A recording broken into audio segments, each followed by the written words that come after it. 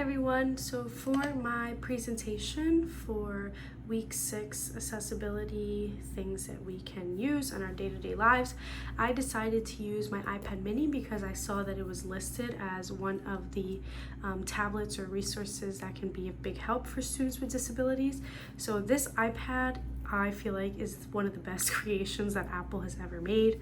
I have a Moft phone or a Moft case on it, in which it's really nice to open it up, and you could literally put the iPad up in any way that you choose. If you want to stand it upright, you can also do that as well, where it can fold and stand like this. So it's just a huge help. So what I would like to focus on for this week is a feature that is on the iPad that is called Speak Screen. So how do you access this? You go to your settings, you have to go back here. Oh, sorry. Let's do accessibility, still not up. Okay. You would search up accessibility, then you go to read and speak. You would turn on Speak Screen, in which it is going to come up as a little icon down here, and when you're not using it, it'll kind of disappear off to the side. What I've also turned on is highlighting as well, so this is something that can also be used.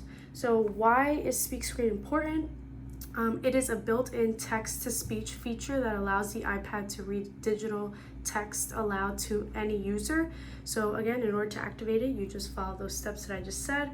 And once you activate it using this little icon at the bottom with whatever text you have open or whatever article you have open, then it will begin to read the text, and it'll also try their best to highlight each word as it is spoken. So who would this help? This would help students that struggle with reading aloud or reading to themselves.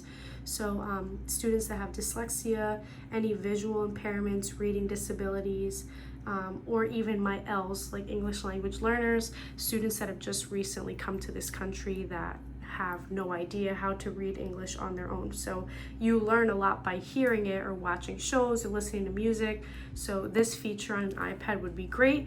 And it's even better because a lot of districts hand out personal iPads or have classroom iPads. So this is something that districts can easily toggle on in order to help their students.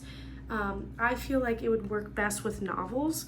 A lot of the times it's hard for students to read on their own. So I wanted to show the feature using Animal Farm, which is a text that I teach my 9th grade class.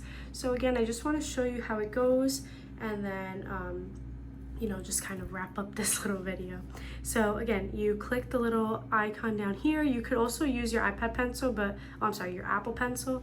You don't need an Apple Pencil, but it activates the same way as your finger would. So let's just say you don't have an iPad. Oh my goodness, I'm sorry. You don't have an Apple Pencil, you can use just your fingers. So again, I'll click here. Since it's open to this page, it's gonna start reading from the top. So I just hit the play button. Jones of the Manor Farm had locked the hen houses for the... And so you could rewind to start from the beginning. Farm by George Orwell. Animal Farm by George Orwell. Mr. Jones of the Manor Farm had locked the hen houses for the night, but was too drunk to remember to shut the potholes. With the ring of light from his lantern dancing from side to side, he lurched across the yard, kicked off his boots at the back door, drew himself a last glass of beer from the bear. Like, you could fast forward it, then hit play. Ooh, I'm sorry. Well, it should activate after this. So Animal Farm by George Orwell. One reason why I selected the iPad is because it has these built-in accessibility tools, and a feature like this allows students to have a more inclusive learning environment and also access information. So again, this could be done with the text, this could be done with different articles and whatnot. So I think it would be a very great feature to utilize.